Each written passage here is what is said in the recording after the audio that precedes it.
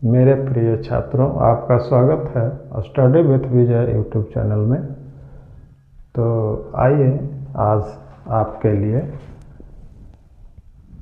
क्या है, ऑब्जेक्टिव प्रश्न है। यही ऑब्जेक्टिव प्रश्न गणित 2026 बोर्ड की परीक्षा में आएगा निश्चित रूप से। इसको ध्यान में रखिए और समझिए, ये बहुत काम के ऑब्जेक्टिव है। तो आइए हम शुरू करते हैं ऑब्जेक्टिव प्रश्नों का हल। पहले हम आपके लिए प्रश्न क्या है उसको लिखते हैं। तो पहला प्रश्न है कि P का मान जिसके लिए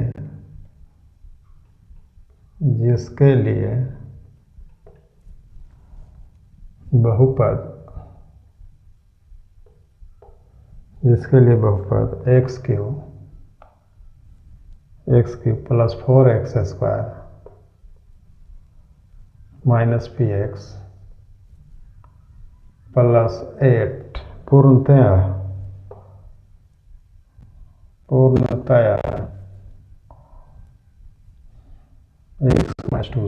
x माइनस 2 से भाज्य है। P का वह मान जिसके लिए बहुपद x cube plus 4x square minus px plus 8 पूर्णतया x माइनस 2 से भाज्य है। ऑप्शन में दिया गया है 0, ऑप्शन बी में दिया गया है 3, ऑप्शन सी में दिया गया है 5 और ऑप्शन डी में दिया गया है 16। कौन सा ऑप्शन सही है? तो आइए देखिए कौन सा ऑप्शन आपका सही है। तो देखते हैं यहाँ पे क्या कहा है।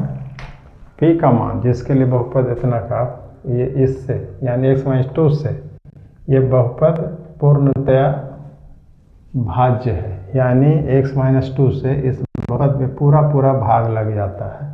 तो इसका मतलब है कि शेषफल 0 होगा। जब पूरा भाग लग जाएगा x माइनस 2 से इस बहुपद में, तो इसका मतलब क्या हुआ, शेषफल 0 होगा।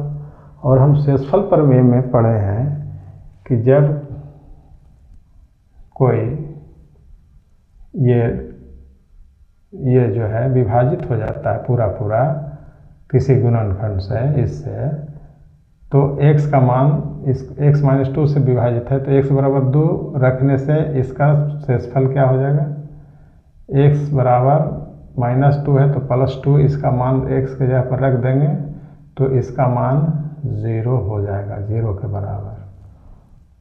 तो आइए यहाँ पर हम बराबर 2 इसके x के मान में रख करके P का मान निकालेंगे, ऑप्शन में ढूंढेंगे कि कौन सा मेरा ऑप्शन सही आता है। तो यहाँ x बराबर 2 रखेंगे, तो बहुपद में यहाँ पर बहुपद क्या है, x क्यूब है, यानी बहुपद में x बराबर 2 रखने पर यहाँ पर 2 रखने पर, तो 2 रखते हैं, यहाँ पर x क्यूब है यानी 2 क्यूब हो जाएगा, प्लस 4 है तो 4, x के जगह पर 2 रख रहे हैं तो 2 स्क्वायर हो जाएगा, माइनस p यहाँ पे 2 प्लस 8, अब बराबर में क्या आ जाएगा, ये 0 के बराबर हो जाएगा।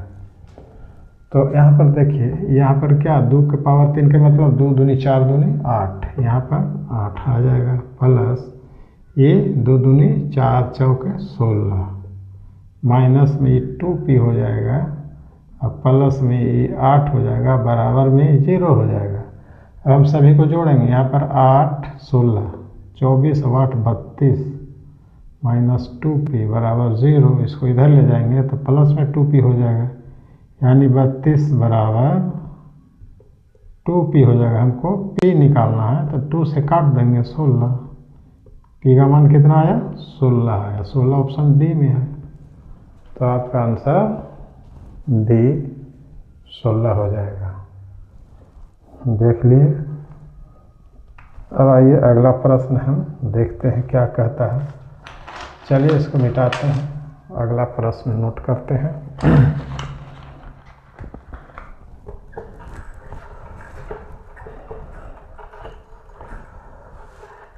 अगला प्रश्न है कि यदि बहुपद, यहाँ पर दूसरा नंबर में, कि यदि बहुपद px का एक गुणनखंड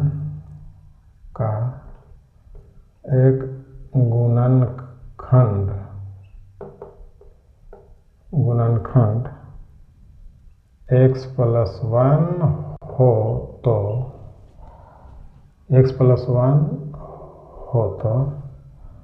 बहुपद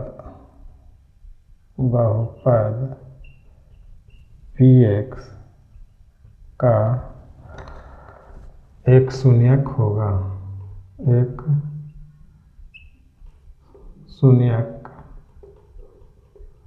होगा। ऑप्शन इसके लिए दिया गया है -1, बी ऑप्शन में है 1, सी ऑप्शन में है 0 और डी ऑप्शन में है कोई नहीं। चलिए इसका आंसर ढूंढें। यहाँ पर देखिए क्या कहता है कि px का एक गुणनखंड है, बहुपद px का एक गुणनखंड x+1 है, तो बहुपद px का एक शून्यक क्या होगा? जब गुणनखंड कोई रहता है x+1 तो इतना बराबर शून्यक क्या हो जाएगा उसका? इतना बराबर शून्य लिखेंगे, यानी x बराबर इधर जाएगा तो -1, यानी x का मान कितना? -1 रखने पर ना उसका शून्यक हमें प्राप्त होगा।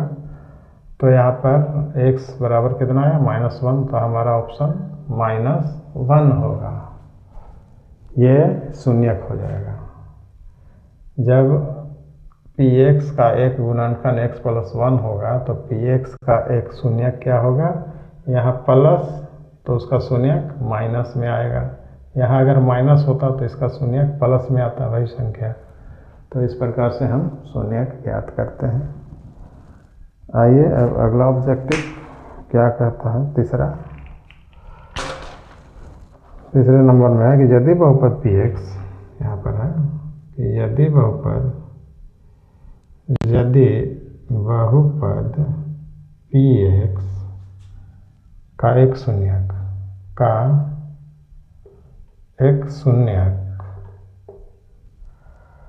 -2 है, तो निम्नलिखित में कौन px का गुणनखंड होगा? तो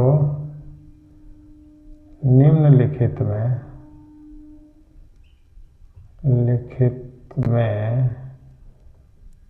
कौन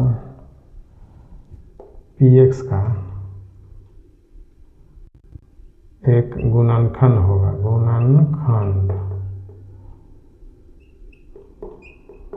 होगा? ये सवाल है। ऑप्शन में है, ऑप्शन ए में है x-2, ऑप्शन बी में है x+2, ऑप्शन सी में है x-1, ऑप्शन डी में है x+1। तो इसमें कौन सा ऑप्शन सही है? आइए पता लगाते हैं। यहाँ पर देखिए, यदि बहुपद px का एक शून्यक कितना है? -2। एक शून्यक कितना है? -2। तो x का एक गुणनखंड कितना हो जाएगा? तो यहाँ पर +2 रहता है तब ना शून्यक -2 में होता है, इधर ही जाएगा, बराबर शून्य लिखेंगे। x बराबर -2, यानी शून्यक तो दे दिया है -2, तो इसको इधर लाएंगे तो इसका गुणनखंड क्या हो जाएगा? x+2 होगा। तो यहाँ पर ऑप्शन में x+2 हो जाएगा।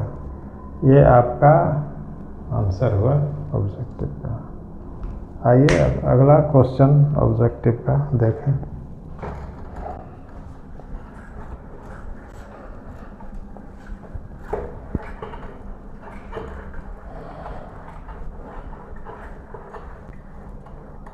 सभी ऑब्जेक्टिव्स को देखिए ध्यान से।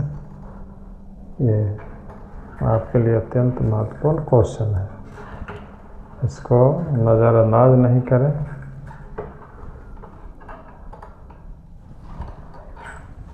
ये क्वेश्चन निश्चित रूप से इस टाइप के क्वेश्चन पूछे जाते हैं, इसलिए आप ध्यान से देखते रहें और वीडियो में बने रहें। आप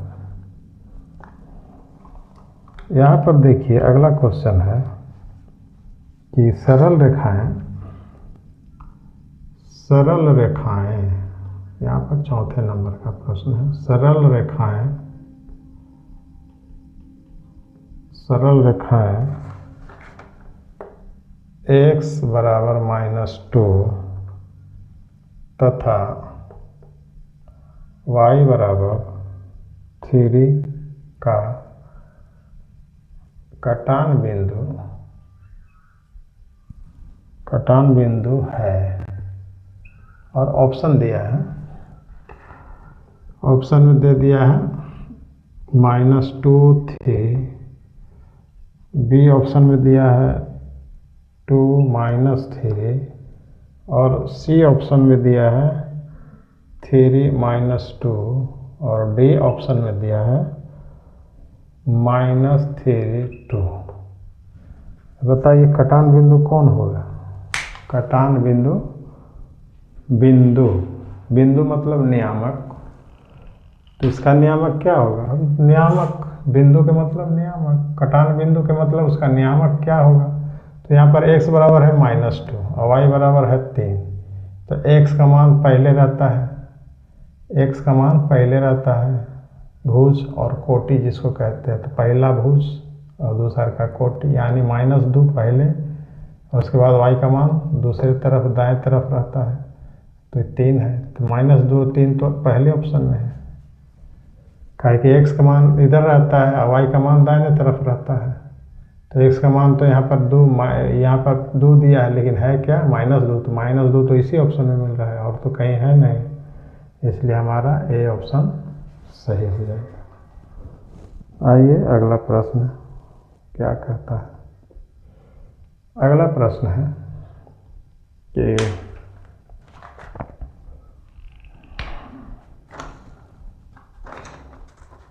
एक सरल रेखा, 5वां नंबर का प्रश्न है कि एक सरल रेखा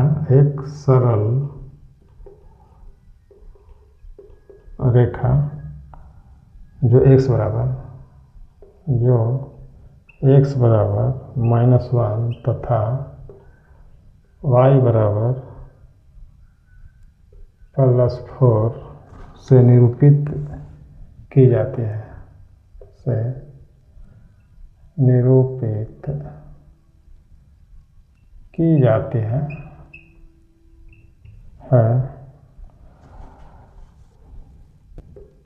होगा।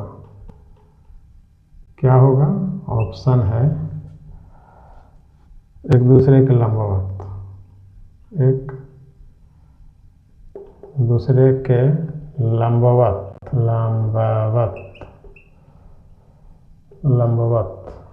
और बी ऑप्शन है एक दूसरे के समांतर,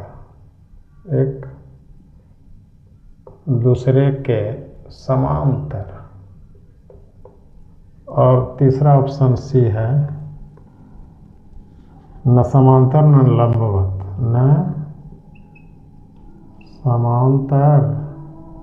और न लंबवत, और डी में कहता है कि कुछ कहा नहीं जा सकता,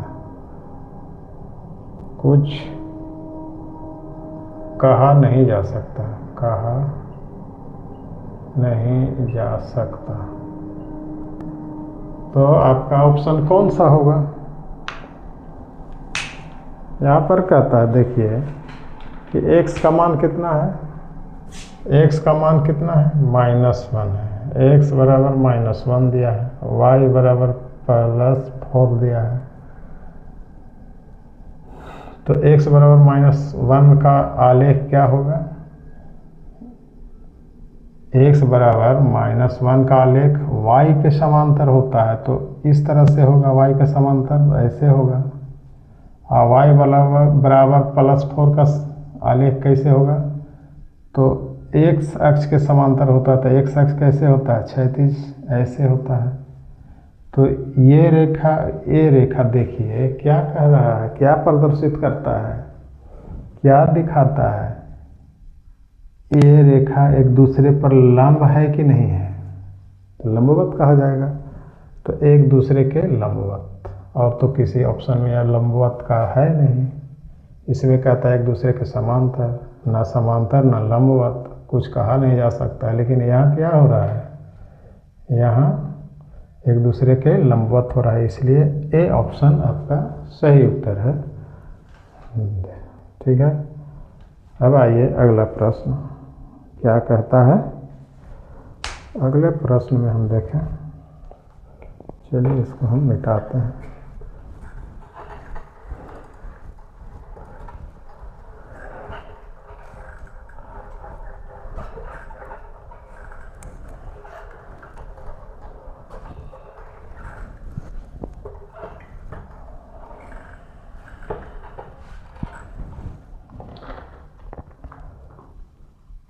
अगला प्रश्न है छठा कि दो रैखिक समीकरण के आलेख, छठा नंबर में है कि दो रैखिक समीकरण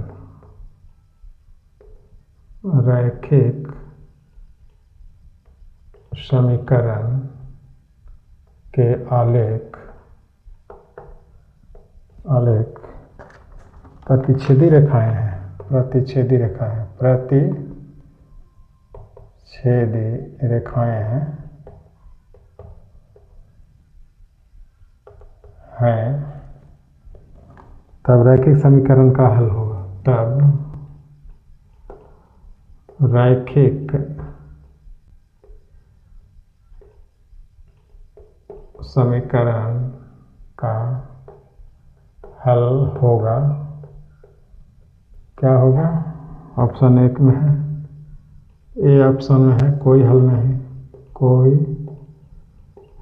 नहीं, ऑप्शन बी में है अनेक हल, ऑप्शन सी में है 2 हल,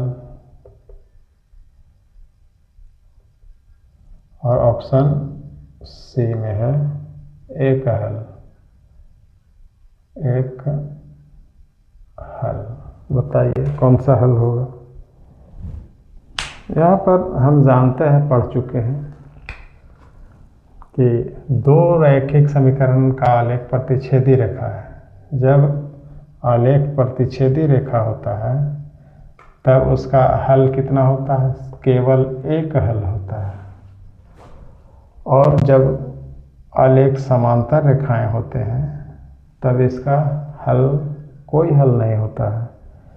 जब आलेख एक दूसरे पर आश्रित होता है, एक दूसरे पर रहता है, यानी संपाती होता है। जब एक आलेख दूसरे पर रहता है यानी ढका रहता है, या कहिए संपाती उसको कहते हैं, संपाती होता है, एक आलेख दूसरे पर संपाती होता है, तब उसका अनेक हल होता है। ये सब पहले ही आप पढ़ चुके हों, तो इसलिए यहाँ पर 1 हल होगा, इसका आंसर 1 हल होगा। आइए अगला प्रश्न है। अगला प्रश्न में क्या कहा जा रहा है, इसको देखिए। अगला प्रश्न है 7वें नंबर का कि 7वां नंबर में है कि रैखिक समीकरण युग्म 2x - 3y + 2 = 0, 6x - 9y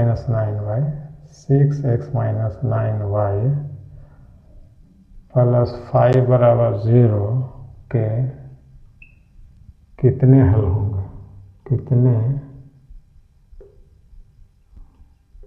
हल होंगे। ए में है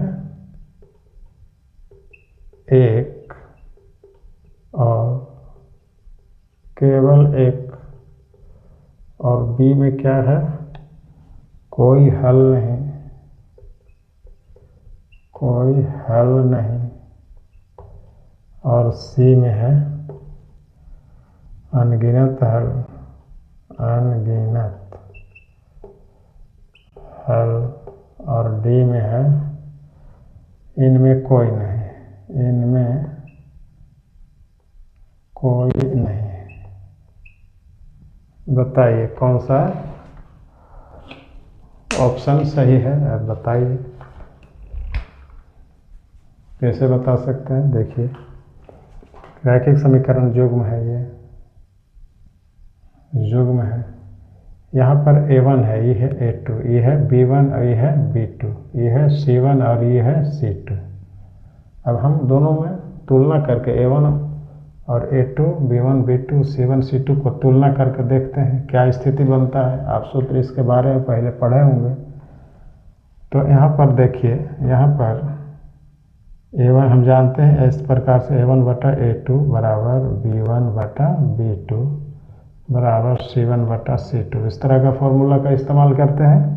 तो A1 यानी A1 पहला समीकरण का x का गुणांक है, A1 यानी 2 है, और यहाँ पर 6 है A2 बराबर B1 क्या है, -3 है, और C1 क्या है, -9 है, B1 B2 ना, ये है।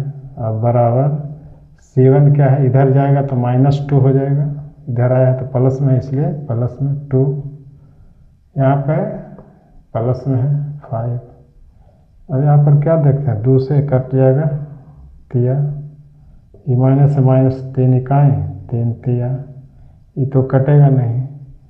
तो ये बराबर है, ये बराबर नहीं है, यानी दोनों में से ये कटा रहता है और ये नहीं कटा रहता है। तो ऐसी स्थिति में क्या होता है, ये वाला नियम लागू हो रहा है फॉर्मूला, यानी ये बराबर रहता है, ये कटा रहता है, तो क्या होता है, कितने हल होते हैं, कोई हल नहीं होते हैं। आप जानते होंगे कोई हल नहीं होते हैं। ये कटा रहेगा, ये नहीं कटा रहता है तो कोई हल नहीं, दोनों कटा रहेगा तो केवल एक हल, और कोई कटा नहीं रहेगा तो क्या होता है, अनेक हल होता है। इस तरह के फॉर्मूला आप पहले से जानते होंगे। तो यहाँ पर ये हमको लागू हो रहा है, ये वाला, ये बराबर नहीं है कि नहीं, ये, इसलिए कोई हल नहीं, बी ऑप्शन सही है। ठीक है, आइए अगला क्वेश्चन देखें। यहाँ पे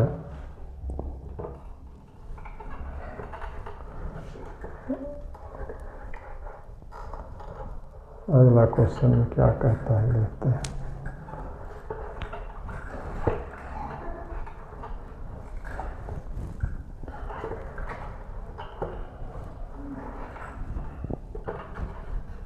अगला प्रश्न है कि 8वां नंबर का प्रश्न,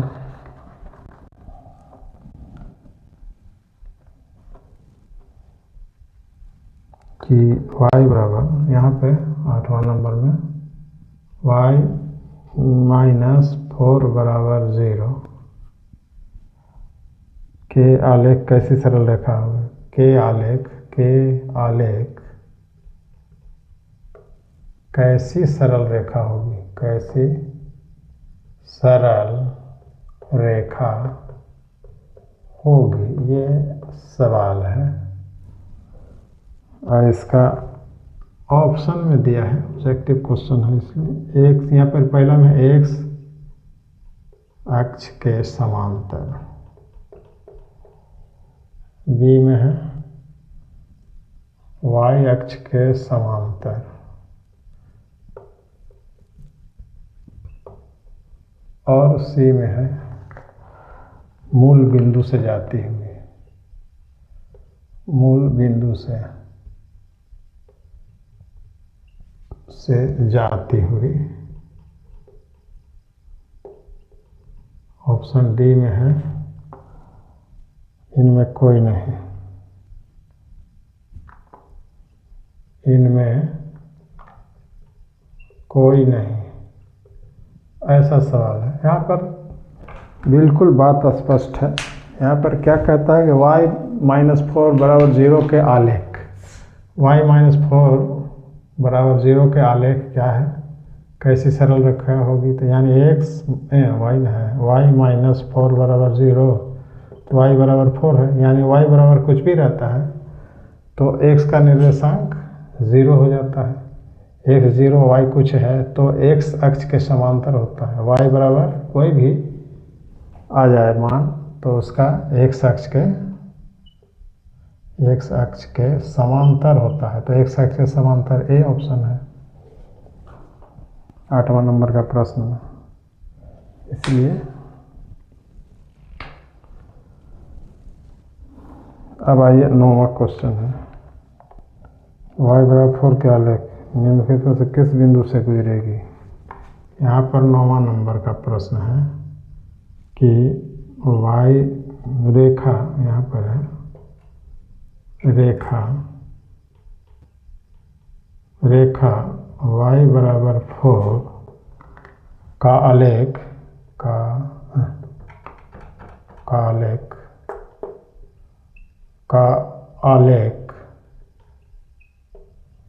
आलेख निम्न में से किस बिंदु से होकर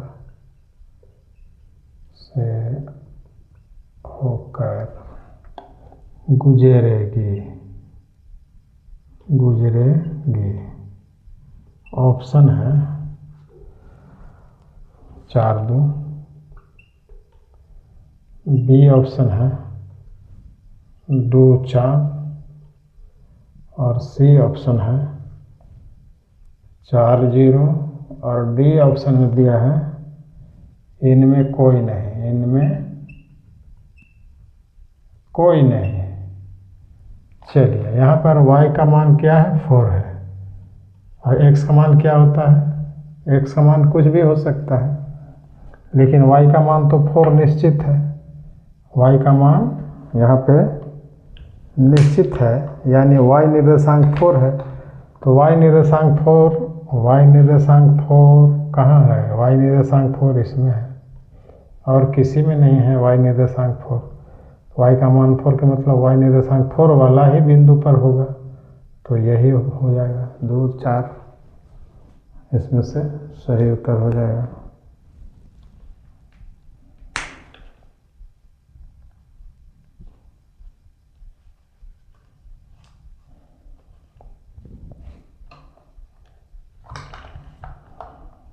अब 10वां प्रश्न है। 10वां प्रश्न एक रेखा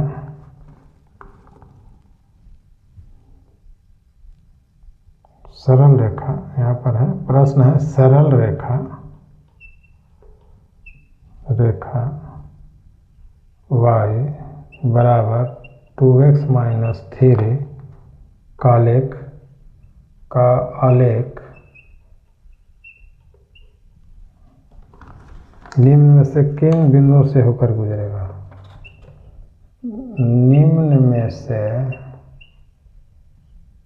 किन बिंदुओं